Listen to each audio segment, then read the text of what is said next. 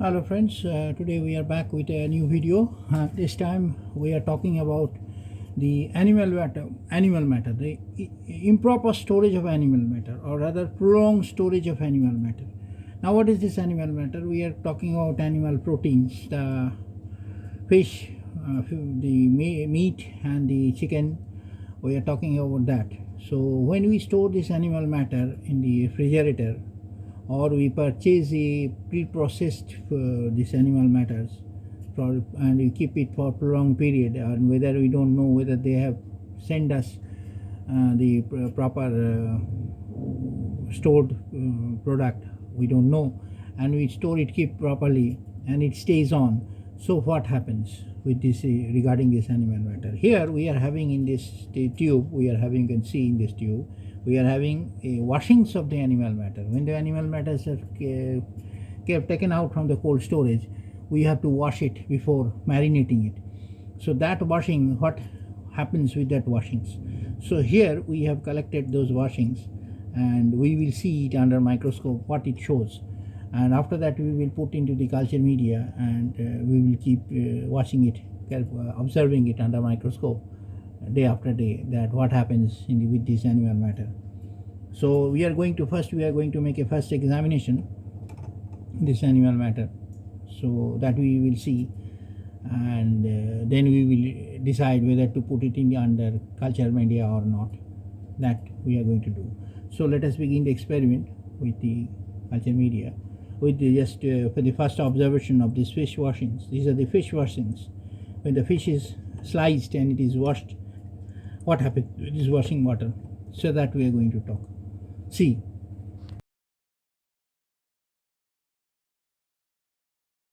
So friends, we are now ready with this fish water, and we are just going to take around 3 ml, 3.5 ml, because this is a clear water. This is nothing to be worried about the culture media and all that.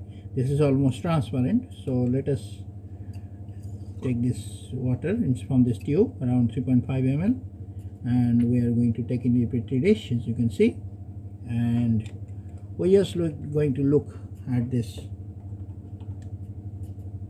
and so let us keep it over here, and we will be just looking at this fish water. So we are going to look at this with this fish water. So what happens, this washings water, it is looking almost clear, but the microscope will give us the actual result, what is there in these washings. So let us begin with the experiment. So friends, the fish washings, this is the microscopic view of the fish washings. You can see the sporengiums are there, and these are the sporengiums ovums, that oocytes of the sporengiums. These are the different, this is also the cells. The mycobachilum cells are in front of you. So multiple organisms are present in these fish washings. So this is very difficult to select the culture. This will be very difficult to select the culture media. So the cryptosporidiums are also present. Maybe we will see. These are the cryptosporidiums. You can see the cryptosporidiums are there. Formation of the cryptosporidiums has already started.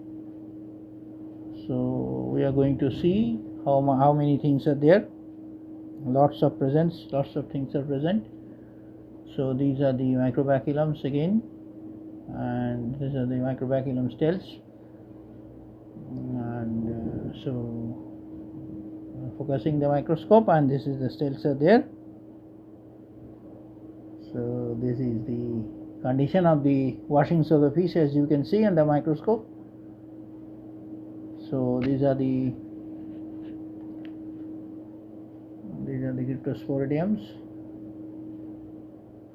Some more particles of fish particles are there, fish matters are there, animal matters are there. So we are trying to see the any distinct objects are there or not, distinct matter, distinct microbes are there, distinguished microbes are there or not. These are the animal matters, the fresh matters which has steamed off in the water. This is plain distilled water. So you can see the gram-positive bacteria. Now you can see the gram-positive bacteria. So chain-like substances are gram-positive bacteria. These are the chain-like substances. You can see this is the gram-positive bacteria. So already the bacterial infection has started inside the fish. So that will be very dangerous for us to eat. So cryptosporidiums are present. Cryptosporidiums are also dangerous. They are very bad for human health. So this is almost all about the gram-positive fish washings.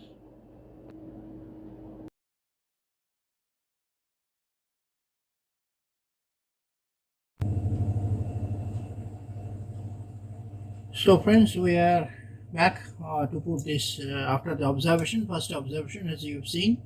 So it was full of multiple organisms. So definitely it is very difficult to select the culture media, but we have selected here, as after thinking, we have selected here as a ramback agar.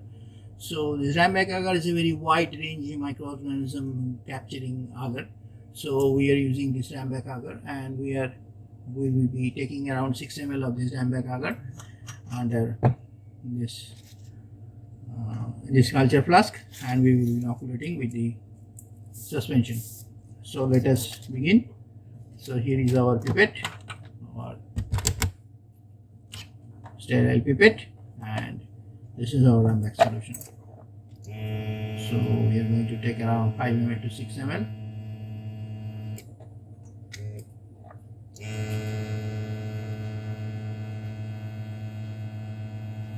So this is our ramback. So it is there. So this is around 5 ml, 10 ml. So we are going to put this ramback.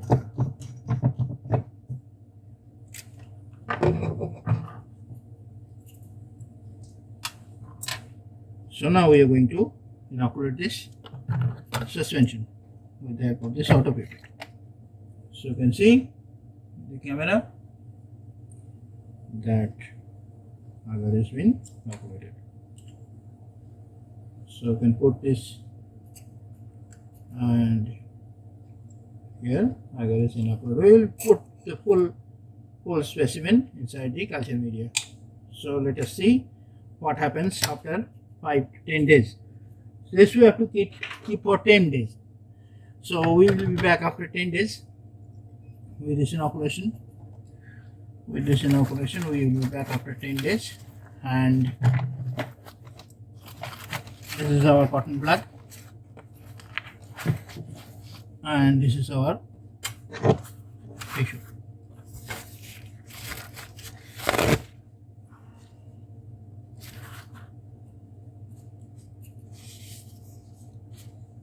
So this is our cotton plug and our tissue. So it has been plugged. So this is our plug. You can see in the camera. So this is our plug. So this is our inoculation, and our inoculation is ready. So we will put it in the incubator for 10 days. So let us see.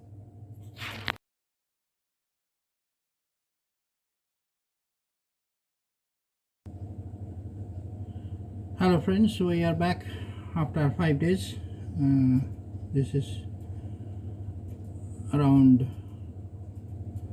this was the fish washings. With the fish washings, we set into culture on 10th of this month, 10/5/2022. So today is 13th of that month. So after 3 days, we are literally back with this fungus, and as you have seen, the color has changed from green to yellow. So as presumed that it is going towards the acidity. So definitely there is a definite fungus is there. Cryptosporidiums, as I have shown you earlier, the cryptosporidiums are present. So definitely some fungus will be there. Maybe not also, because cryptosporidium is acidic. Gram-positive bacteria are all acidic. So definitely some acidic substance is there. So fungus may be there. One fungus is there. It's called Rubinia candida. So Rubinia candida may be there, or Rubinia Perevelus may be there. So Rubinia candida or Rubinia Perevelus may be there.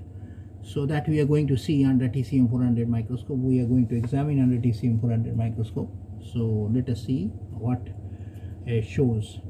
So as usual, we are going to take around 3.5 ml from this flask. It does not need any diluent. It is a very clear liquid, a yellow colored clear liquid. So we are going to take this and we are going to see under TCM 400 microscope. Then we will going to decide whatever the further procedure, the fluorescence study and the mycotoxin study and all that we will decide later on.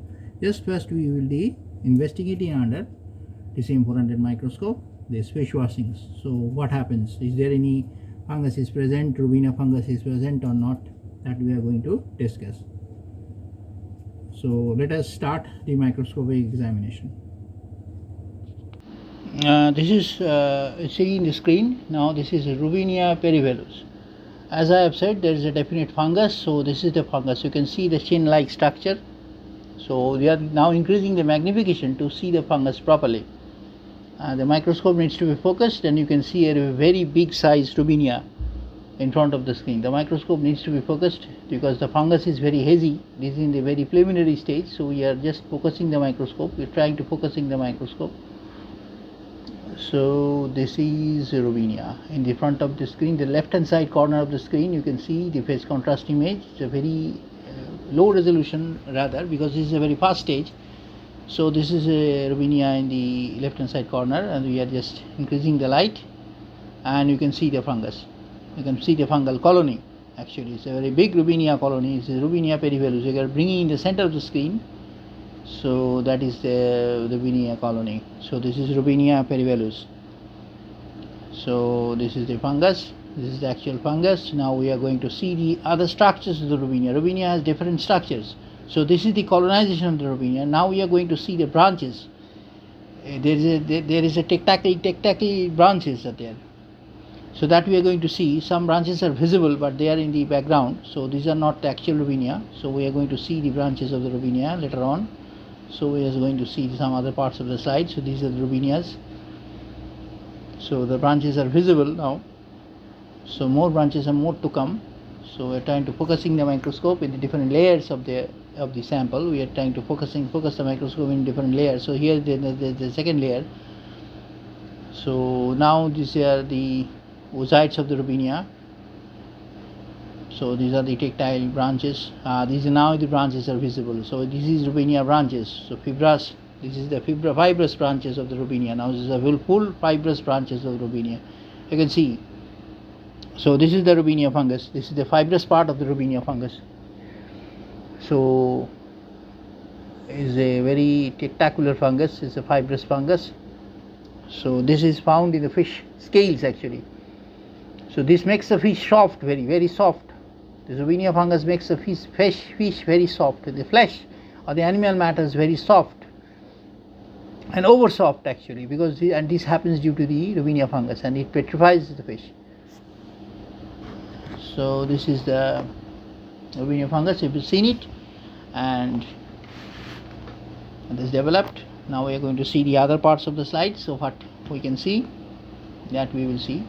So these are the Rubinia cells. So this is in front of you, the Rubinia cells. These are the Rubinia oocyte cells. This is Rubinia oocyte cells. So there might be some big, we are searching some big colonies or big cells. So that we are going to see. These are the Rubinia particles. These are the flesh matters of the fish. These are nothing. These are the flesh matters or the muscular matter of the animal bodies. So something is coming in the screen. Something big is coming in the screen. Big has come in the screen. We need to focus the microscope. It is in the different layer. So we are going to focus the microscope. The microscope is focused, and you can see the fantastic oocytes of the Rubinia in front of you. This is just gone. Just we are bringing another part of the cell. So now we are bringing it down. So here you can see the Rubinia oocytes, the big oocytes of the Rubinia. So focusing the microscope, and the oocytes are stable. So we can see the image of the Rubinia fungus. This is the actual fungus of the Rubinia Perevelus, or Rubinia nigros, you can say, nigros. This is black Rubinia, or Rubinia nigros, you can say. So this is the oocyte, and more oocytes are there. So these are the small oocytes, the round small oocytes are there with the fibrous structure. So these are the Rubinia oocytes. So very beautiful fungus species and very dangerous also. And it will make a total gastritis. It will make a very big total gastritis if it enters in the stomach. So gastritis making fungus. So more Rubinia is there. This is a definite fungus. This is Rubinia. And one thing has happened, that it has eaten up all the cryptosporidium. The cryptosporidiums has become absent from here because this is due to Rubinia fungus. Rubinia eats up the cryptosporidium. Hello friends, so we are back after 6 days, which is our putrefied mango, and we have seen a dedicated fungus, or Rubinia Perevelus, so, or Rubinia P as we say, and it has developed in a beautiful circular formation, which we will going to see under laparoscope. Yes, the next part of the video. Then we are going to morsolate this fungus, and we will be able to see under TCM400 microscope the internal structures of Rubinia P. Now after that we will be going for fluorescence experiment and mycotoxin extraction. So let us begin the next process. This is a very fast growing fungus. Within 6 days it has developed and it has fully matured. So let us begin the experiment after just visualization of this fungus under laparoscope, and then we will be seeing under fluorescence microscope and the mycotoxin extraction. So we are going to see that. So let us begin our further visualization and experiments.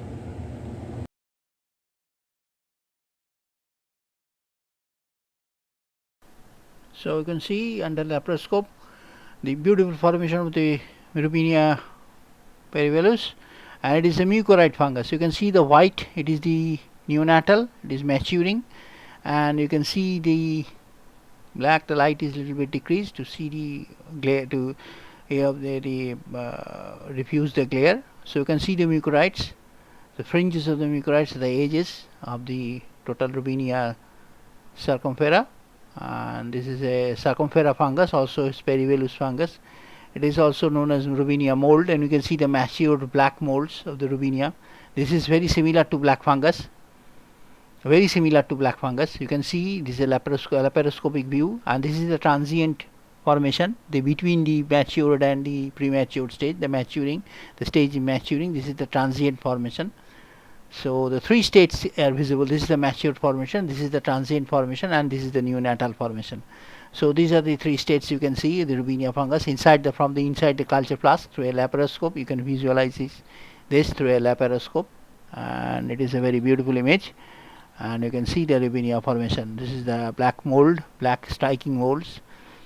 So this is also a matured black mold, you can see. So these are the silvery molds. You can see due to the light it has become silver. The light is getting reflected in from the fungus, so it is showing a silvery appearance, but this is a black and white appearance. So actually this is black and white. These are the molds floating on the culture media. The light is a little bit decreased, and you can see the actual structure of the Rubinia fungus. So this is all about Rubinia Perevelus or the Rubinia circumfera. So this is a matured mold, and is very similar to black fungus. Very similar to black fungus. It is a mucorite fungus, and is very similar to black fungus. So this is all about Rubinia under laparoscope. We will see under the microscope in the next part of the video.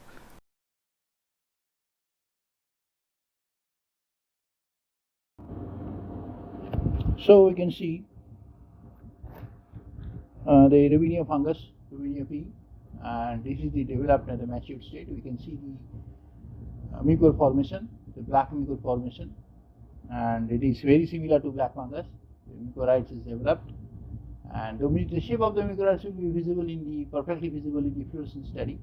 So here we can see the molasses in the mucorites, and the fungus formation is very thick.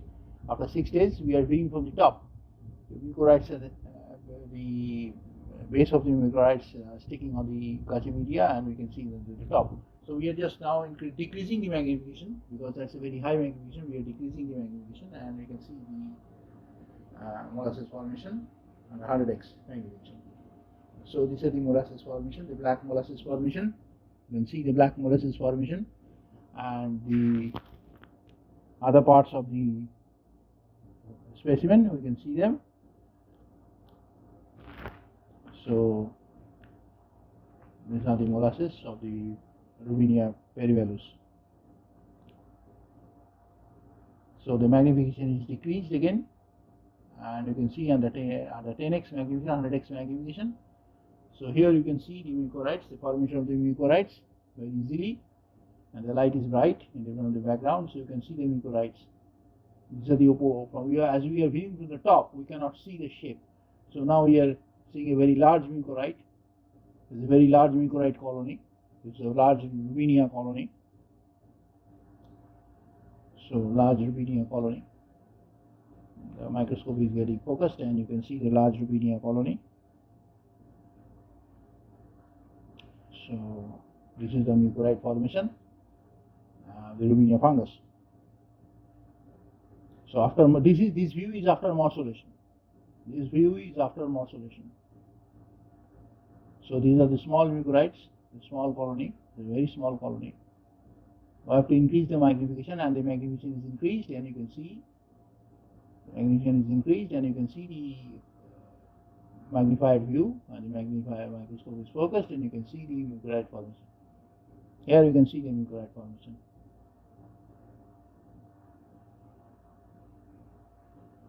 The other parts of the mucorites are the molasses. These are the molasses, the Rubinia molasses. You can see the Rubinia molasses. And see the Rubinia cells are also there in the behind. The Rubinia cells are also present. But these are the molasses formation. And almost the visualization is over. Still some flotations are there. These are the flotations, the molasses flotations, the floating molasses. So this is almost done.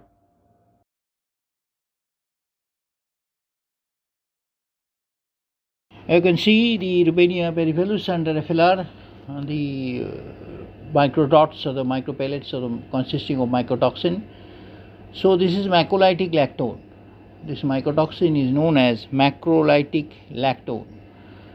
So this is the only single mycotoxin, but very dangerous for this Rubinia Perevelus. This is the magnification is now increased to 400x. So you can see inside the Rubinia patch, so colliding patch, and this is the macrolytic lactone mycotoxin. So we can see some other parts of the Rubinia. We will be visualizing some other parts of the Rubinia. So this is a small colony, this is a small patch, and this is a beautiful image, beautiful fluorescence image. So this is the Rubinia fungus in front of you. The other parts of the Rubinia fungus, the microscope is getting focused. These are the scattered mycotoxins. You can see these are the scattered mycotoxins. These are the macrolytic lactone.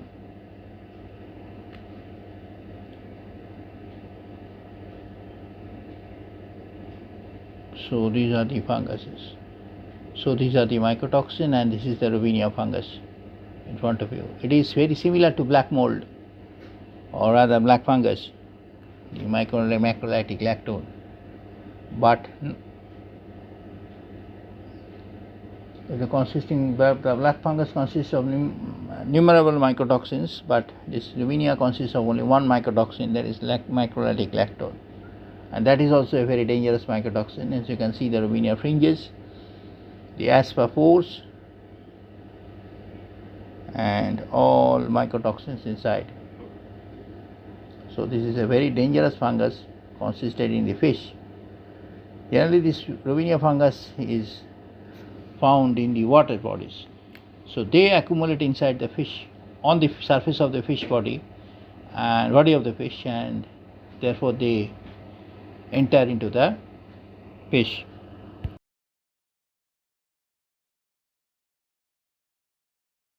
Hello friends, we are back after 15 days after the fluorescence video of Rubinia fungus. You will be surprised to hear that again this type of introduction video is going to be done after 15 days, and that also after Rubinia fungus, after fluorescence video. That is very surprising, because I myself is surprised, because I couldn't find out the exact mycotoxin of this Rubinia fungus, because the mycotoxin is hidden. Why it is hidden? Because after development of 7 days development, I found that there is a very profuse mold formation, and that is also trimosomal mold, trisomal mold or trimosomal mold, and this trimosomal mold is a 3-layer cell wall. So that is why the mycotoxin could not be revealed by this. So we need a mold adhesiolysis. So for this mold adhesiolysis, we are going to use a very special kind of buffer, that is sodium glycinate buffer, that is sodium hydroxide and glycine buffer. So we are going to use this buffer to dilute remove the mold adhesiolysis, to dilute the fungus. First of all, the fungus stuff, and after dilution we will be able to adhesylize the molds, and we will be able to see the structure of the mold in the microscope. Then only we will be able to disintegrate the mold, and we can reveal the mycotoxin. So that is why we are going to use it. So regarding this introduction video, I'm trying to tell you that we are going to see a new method of mold adhesiolysis with the help of sodium glycinate buffer. So here we are using the amino acid glycine and sodium hydroxide. So therefore be with us to see the adhesiolysis process. And adhesiolysis process is nothing, just we will take this 1 ml of this fungal stuff and 2 ml of the buffer and working buffer, and we will do the adhesiolysis. So regarding the buffer recipe, if you want, I can send you in the comment box, description box, so no problem. So this adhesiolysis, we are going to see this experiment, and we will see how it looks like, how the fungus looks like now, how it looks like under the vector dish. So that we are going to see. So after that we are going to see the UV spectrum of the video. And in this, regarding this UV spectrum of the video, UV spectrum analysis, we are going to use a special kind of solution also, a solvent also, that is benzene acetonitrile solution. So that we are going to do after 15 days, after 15 days we are going to extract this fungus solution from this fungal stuff. So that will take a long time, because this is Rubinia fungus, is very trimosomal fungus, and this is a very critical fungus that I am going to see. I never thought that this fungus would be so critical like that. So therefore I'm going to inspect, taking a long time to make the full video. So be with us. Thank you very much.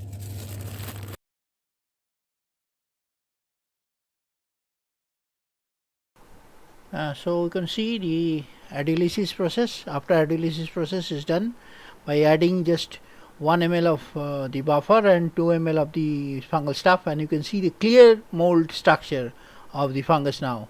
The culture media has also been decolorized, and it is showing under UV light. So you can see it's a black and white picture, almost a black and white picture, and you can see this is the neonatal cell.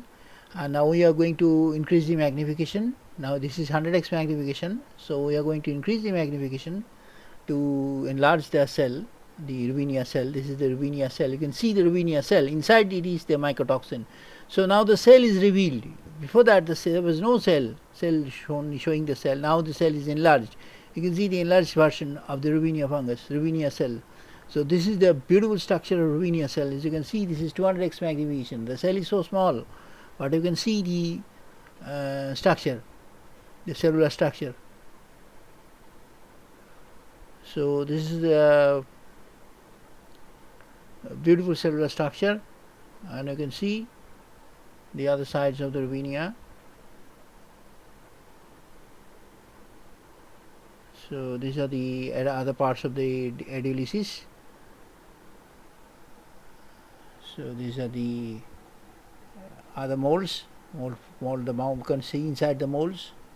This is the black molds, is almost like a black fungus, you can see. So this is a very beautiful fungus, very dangerous fungus you can see, and is very beautiful. The process is very beautiful, and you can see the clear geometry, clear situation under microscope. The culture media is totally removed, and the trimosomal property is also removed, and you can see the mold, exact mold inside. So this is all about Rubinia Perevelus fungus. This is a trimosomal fungus with a very fat and thick cellular wall, which needs to be adhesiolysis.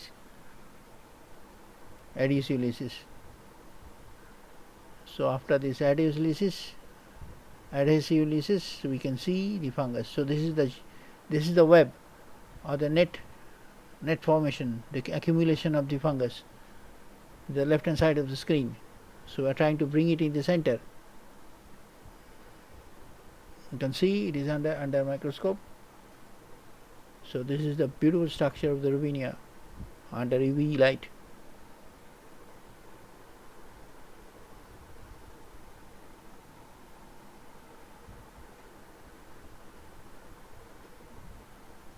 So you can see the Rubinia fungus after releases. So this is all about.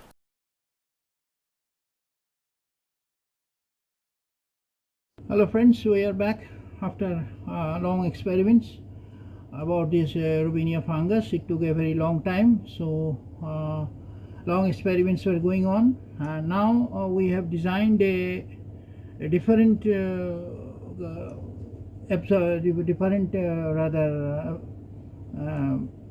extraction media, that is the mobile solvents. Two solvents has been prepared, as you can see in front of you.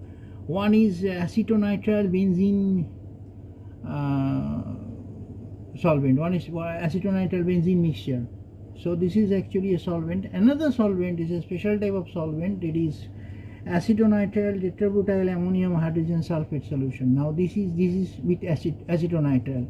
So this is also a very good fungal extractor. Actually this tetrabutyl ammonium hydrogen sulphate actually is a cell breaker, cell membrane breaker.